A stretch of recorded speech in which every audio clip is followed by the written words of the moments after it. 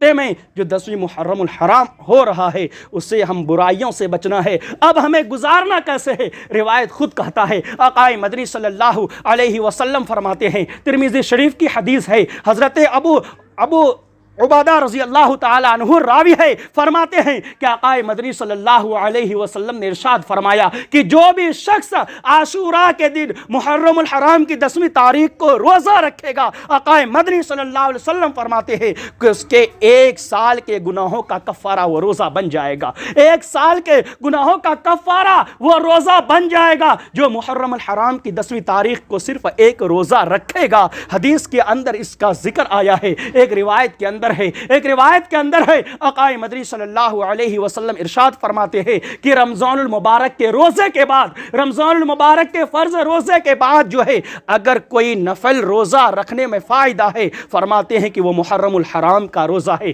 وہ عاشوراء کا روزہ ہے۔ جو بھی عاشوراء کے دن روزہ رکھے گا اس کو جو 1 سال کے گناہوں کا کفارہ ہوگا۔ آقا مدنی صلی اللہ علیہ وسلم نے فرمایا، یہ جو مسلم شریف کی حدیث ہے، اللہ کے نبی صلی اللہ علیہ وسلم خود جو ہے عاشوراء کا روزہ اہتمام کے ساتھ رکھا کرتے تھے۔ اور اللہ کے نبی صلی اللہ علیہ وسلم ہی نہیں بلکہ کفار مکہ تاریخ کے اندر لکھا ہے کہ اسلام سے پہلے، اسلام کے آنے سے پہلے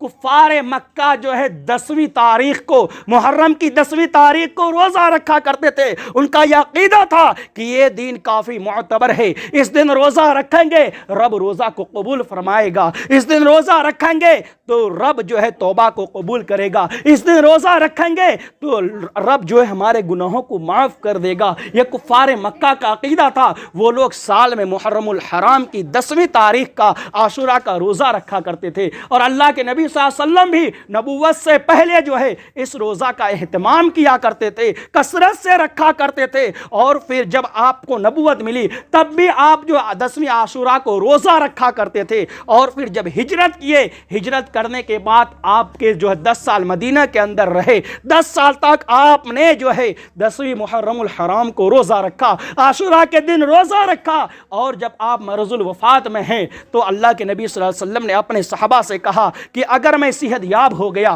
اگر میں زندہ رہا تو عاشوراء کے دن 10ویں کے ساتھ ساتھ میں 9ویں کو بھی ملا لوں گا، 9ویں کو بھی ملا لوں گا، یعنی 9ویں تاریخ اور 10ویں تاریخ کو 2 روزے رکھوں گا۔ پھر اللہ کے نبی نے فرمایا اگر میں 9ویں کو نہیں رکھ سکا تو 10ویں اور 11ویں کو روزہ رکھوں گا۔ یہ اللہ کے نبی نے صحابہ سے کہا۔ آج ہم تو روزے سے دور ہیں، نبی کے طریقے سے دور ہیں، ارشادات سے دور ہیں، تاریخ سے دور ہیں، اور اسی پر بس نہیں،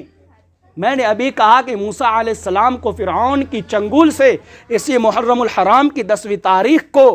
اللہ رب العزت نے بنی اسرائیل کی حفاظت کی اور فرعون کو ڈبا دیا۔ جب اللہ کے نبی ہجرت کر کے مدینہ پہنچتے ہیں، اب مدینہ میں دیکھتے ہیں کہ وہاں کی یہودی 10ویں محرم الحرام کو روزہ رکھا کرتے تھے۔ اللہ کے نبی نے پوچھا، یہودیوں سے پوچھا کہ بھائی یہ کون سا دن ہے تم لوگ روزہ رکھتے ہو؟ تو ان لوگوں نے کہا کہ اللہ کے نبی ہم لوگ اس لیے روزہ رکھتے ہیں کہ آج ہی کے دن حضرت موسیٰ علیہ السلام کو جو ہے اللہ تبارک و تعالیٰ نے فرعون سے حفاظت کی تھی، دریائے کلزم کو پار کرایا تھا۔ اس خوشی میں موسیٰ علیہ السلام روزہ رکھے تھے، اس خوشی میں میں بھی روزہ رکھتا ہوں۔ اللہ کے نبی نے ان بنی اسرائیل سے کہا تھا کہ موسیٰ علیہ السلام تو میرا بھائی ہے، میں زیادہ حقدار ہوں کہ میں ان کے واسطے روزہ رکھوں، اور پھر اللہ کے نبی نے روزہ رکھا ہے۔ اب ہمیں ضرورت اس بات کی ہے، ہمارے معاشرے کو، سوسائٹی کو ضرورت اس بات کی ہے کہ محرم الحرام کا جو عاشوراء کا دن آتا ہے اس دن برائیوں سے روکیے،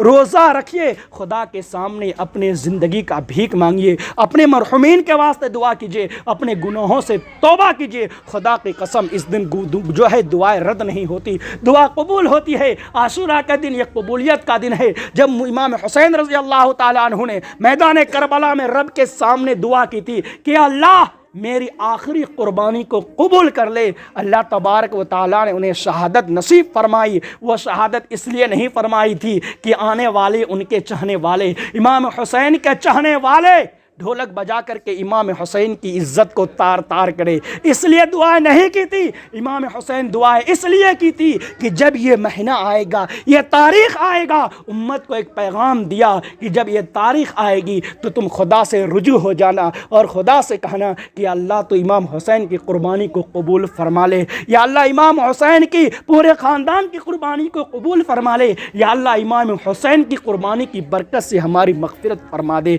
ये करने के बजाय आज हम कैसे कैसे खुराफात में घिरे हुए हैं। अल्लाह से दुआ करें कि अल्लाह ताला हमें भी आपको भी इन खुराफात से बचाए। ख़ास तौर से नौजवानों से गुजारिश करूँगा कि 10वीं मुहर्रमुल हराम को रोज़ा रखिए। एक बात ये जहन में लोगों की बैठ चुकी है कि सिर्फ़ 10वीं मुहर्रम को रोज़ा नहीं रखना चाहिए, 2 रखना चाहिए। नहीं, अगर कोई 2 रोज़ा नहीं करता है, अगर सिर्फ़ 10वीं मुहर्रम को रखता है तो रख सकता है, क्योंकि हदीस पढ़ी हुई है। हमारे नबी की पूरी ज़िंदगी सिर्फ़ एक ही रोज़ा यानी 10वीं मुहर्रम का रोज़ा रखना साबित है, बल्कि आपने फरमाया कि अगर मैं ज़िंदा रहा तो आने वाले साल में 2 रोज़े रखूँगा। अगर कोई इंसान एक रोज़ा भी आशूरा का रखता है तो वो भी जो है सुन्नत को अदा करने वाला, गुनाहों को माफ़ी करवाने वाला होगा, उसके 1 साल का गुनाहों का कफ़ारा बन जाएगा। अगर कोई 2 करता है तो और भी अच्छी बात है, लेकिन रोज़ा 2 हो या 1 हो, हर एक मुसलमान को चाहिए कि इस रोज़े को रखने की कोशिश करें और जो तरह तरह की खुराफात हैं उससे बचें, अपने ईमान को बचाएं, इसलिए कि ईमान बचाना आज काफ़ी मुश्किल हो चुका है। गैर तो वही चाहते हैं कि कैसे भी मुसलमानों का ईमान सलब कर लिया जाए। अल्लाह से दुआ करें अल्लाह हमें भी, आपको भी, तमाम उम्मत मुस्लिमा के ख़ात्मा बिल खैर फरमाए और जब तक दुनिया में ज़िंदा रखे ईमान पर कायम व दायम रखे।